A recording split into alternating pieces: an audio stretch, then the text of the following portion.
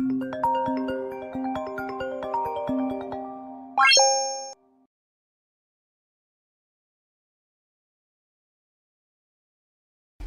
nandito na ata yung ano natin, ang ating grab. Ay, wait nga. Yung grab natin. Thank you so much. Thank you so much. Kailangan ko ng pan, coffee, of course, water. So, magkaayos na tayo kasi this is, mag-check out na tayo ng mag-check out na tayo ng 12. So, it's already 6:30. Okay, so kain na tayo and then mag-walk na tayo. Okay, let's go. Napak na natin yung mga gamit natin. And then, yeah, maliligo na lang ako. So, it's 9, ano pa naman? 9:22. So, pahinga muna tayo. Check out tayo ng 12. And, so, hindi na ako nag-book ng room. Kasi nga, mag-check kung extend ko pa to. Aalisin naman tayo mga 5 papuntang airport. So, ganun din. So, kung check-in is 2, tapos aalis ka ng 5. So, hindi rin practical yon. So, ang ginawa ko, nag-book ako sa Klook ng parang massage. Nasa 1,000 siya. Malapit lang sa airport. Parang walking distance nga lang eh. Sa airport. And, ang schedule natin doon is 1 p.m. So, doon, siguro papamassage lang 1.5 hours kasi yung massage. And then, yun. So, hintayin natin hanggang, kasi ang flight natin is 10. So, pwede tayong pumunta sa airport ng before 7. Ganyan. Tambay lang tayo dun sa, tawag dito, dun sa spa. Hanggang sa flight na natin. So, yun. So, yun ang magiging system. So, feeling ko tong bag na to. Nasa more than 7 kilos siya. But, anyway, minsan pinapayagan naman nila eh. Sila Salve nga, like, nasa 9, 8 kilos. Pero ito hindi ko sure kung ilang kilo ka ba. Yun. Anyway, so yan. So, we're just gonna rest for a while and then check out later at 12. So, it's 11:53 na. So, mag-check out na tayo. Ito yung gamit ko. So, dito ko na lang, inipit ko na lang yung bag na binili ko sa lock. Kasi ito yung dyan nakalagay yung mga passport ay yung mga dapat kong, yung mga easy to access dapat. So, yan. So, pupunta na tayo sa spa. Let's go.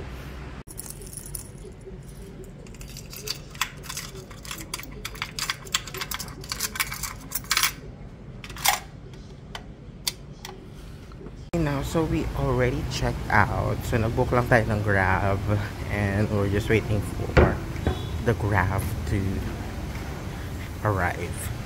So, let's just wait out there. Let's go. Natin, so sakay na tayo. Okay, so papunta na tayo dun sa spa na binook natin sa Klook. Let's go. Guys, I think we're here.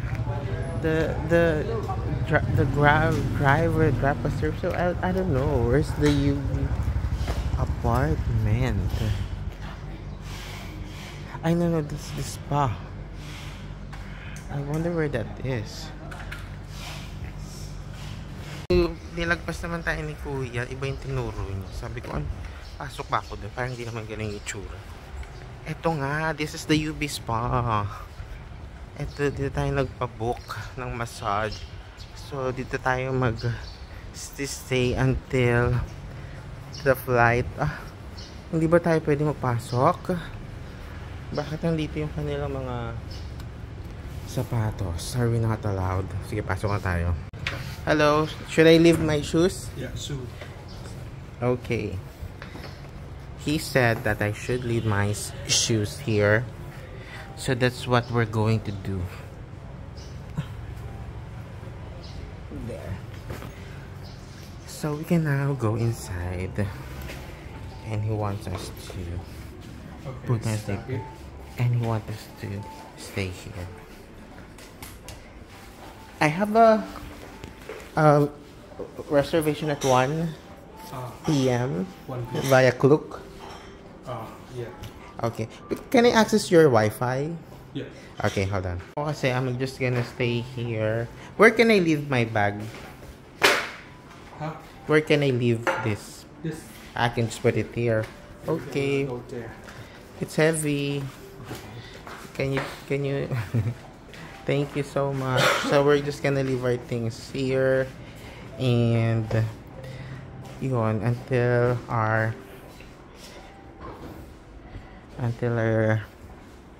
siguro we're gonna leave around maybe I don't know, maybe 7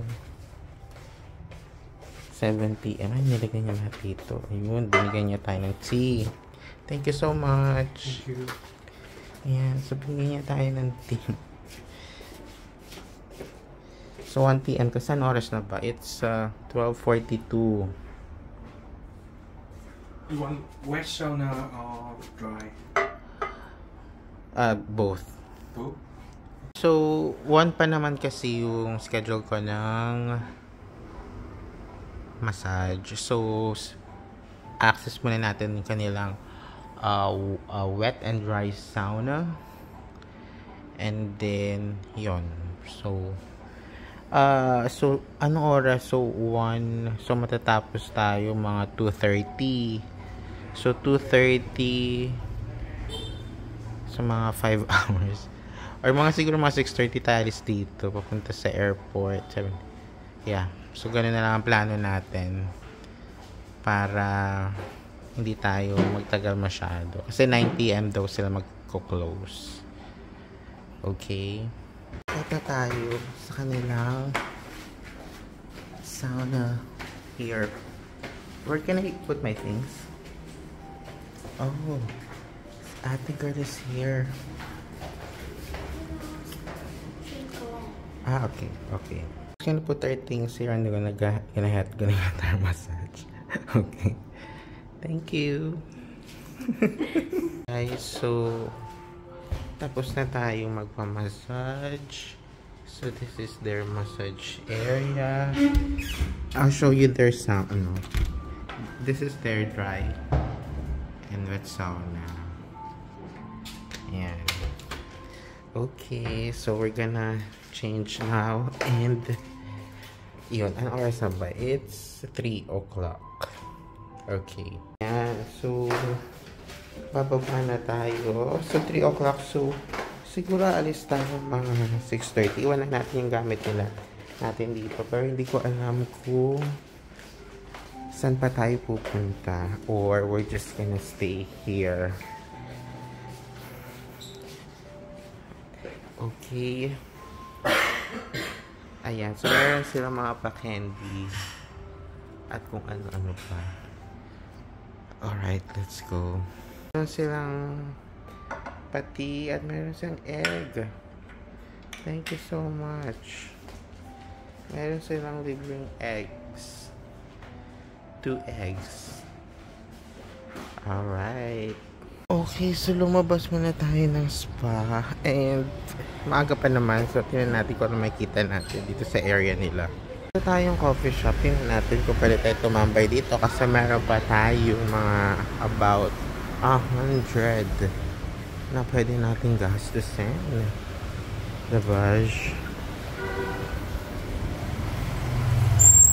Tingnan natin kung ano yung coffee nila dito. What's your coffee? How much is your iced coffee? Iced coffee. Yeah. How much? How much? 20. 20. Black coffee. With milk? With milk 25. With milk 25. 25? Yeah. 25? Okay. 1 milk coffee. 1 coffee with milk. Yeah. Yeah. Oh. Here? Yeah, here. Okay. Thank you.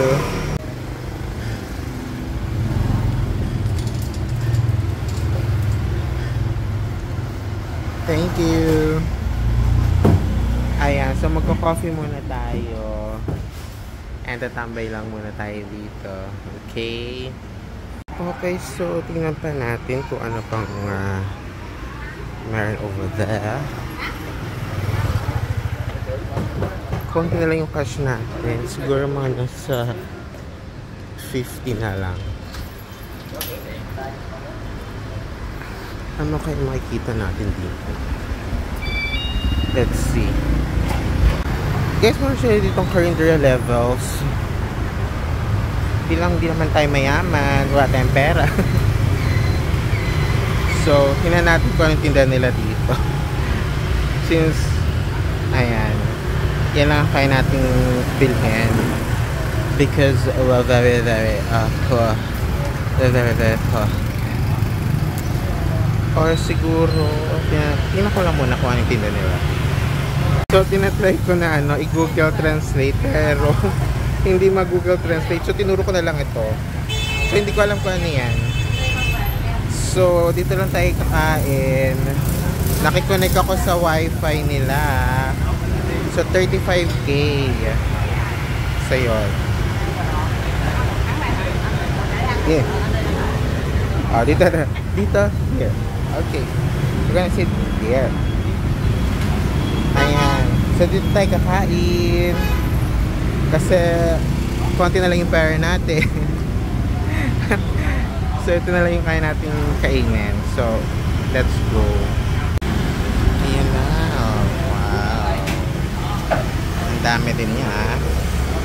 So ito na para magiging dinner natin kasi it's already 5:09. So siguro pupunta tayo sa airport ng mga 6:45. So, kain na muna tayo kasi malapit na tayong bumalik sa Pilipinas. Okay, let's go. So, tapos na tayo kumain. So, magbabayad na lang tayo. Bayaran natin sila.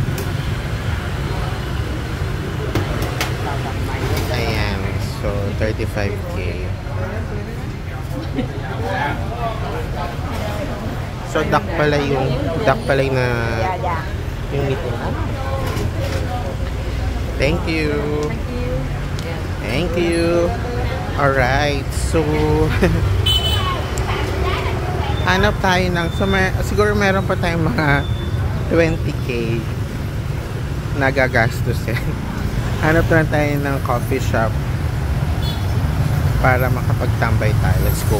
Tayo ditong coffee shop. How much is the coffee? Iced coffee, how much? Milk, with milk, how much?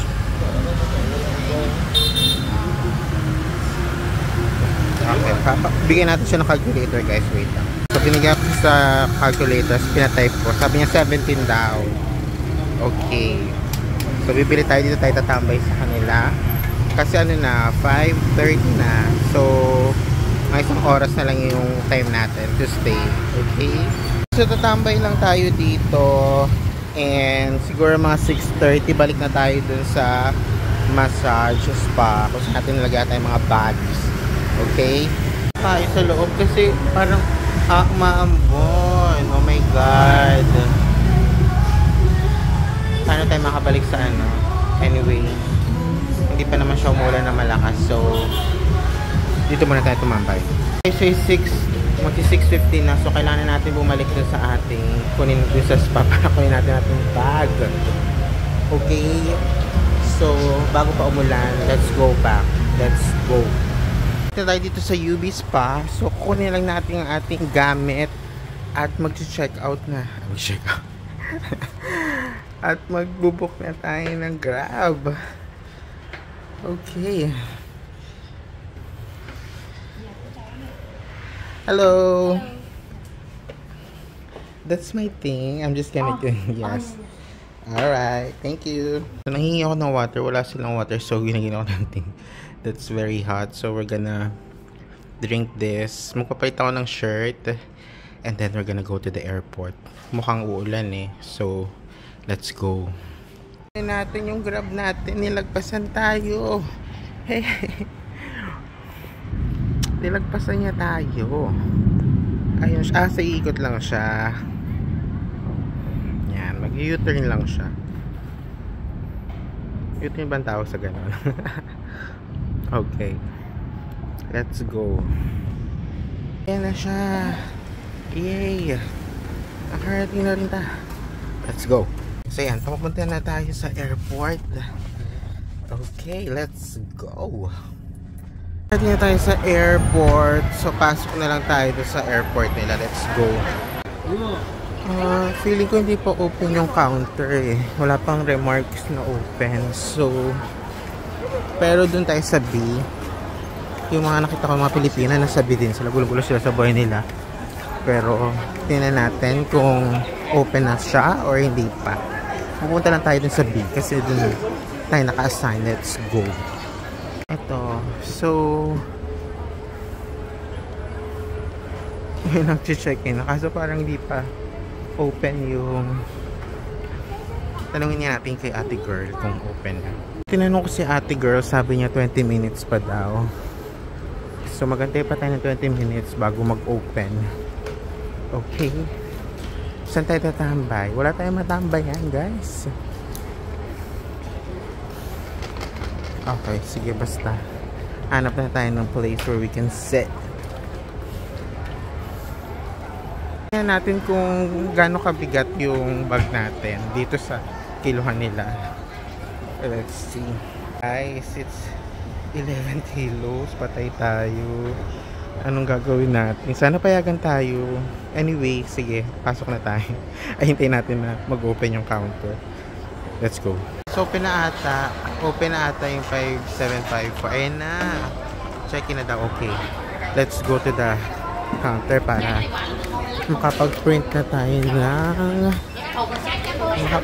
tayo ng boarding pass. Let's go. Punta na tayo na saan. Kinakabahan ako kasi first time ko nag-over 10 kilos. Pero saan payagan tayo? Anyway, let's go.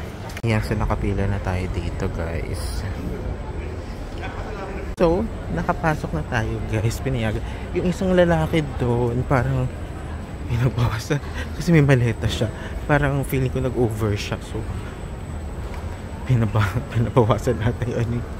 Ay, my gosh. At least tayo nakalagpas na tayo. So, saan ba ang ano na immigration nila? So, kailangan natin pumasok sa immigration. Let's go. Na immigration. So, let's go na. Sige, saan makalagpas? Ay, makalagpas naman tayo dito. Let's go. Nakalagpas na tayo ng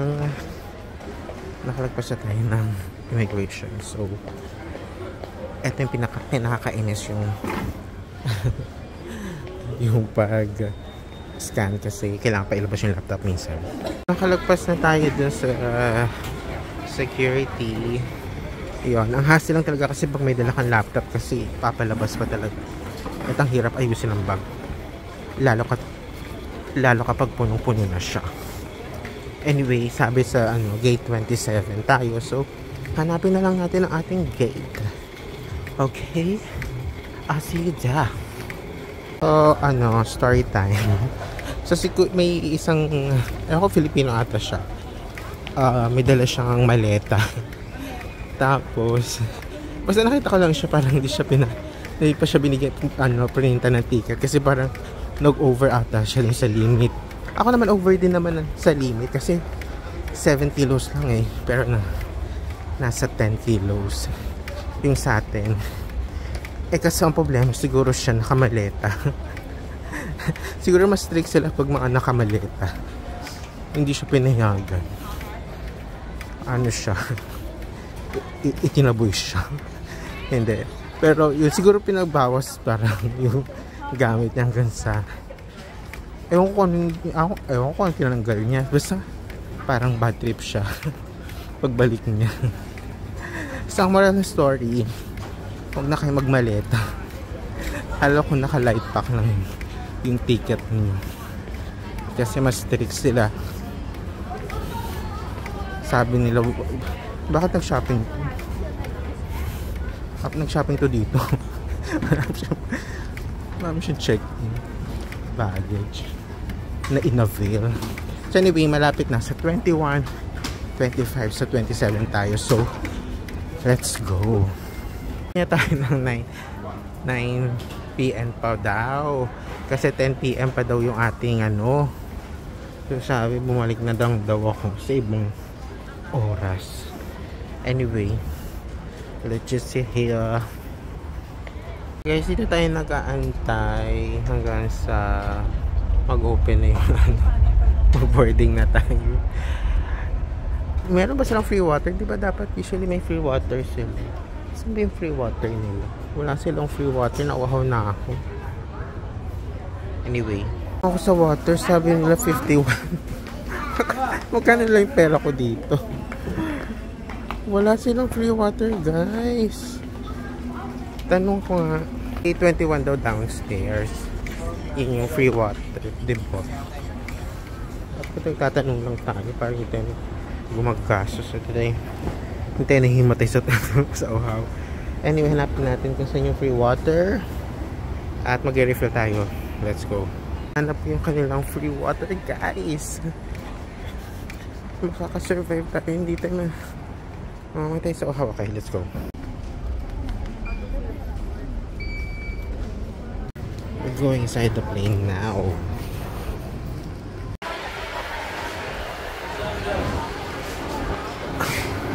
Okay.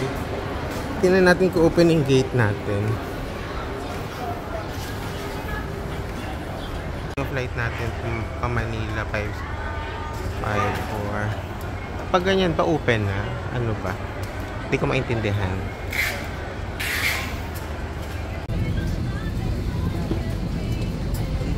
Local time now is at 11 minutes past noon, and there is a 1-hour time difference between Saigon and Manila, Philippines. Manila being ahead by 1 hour.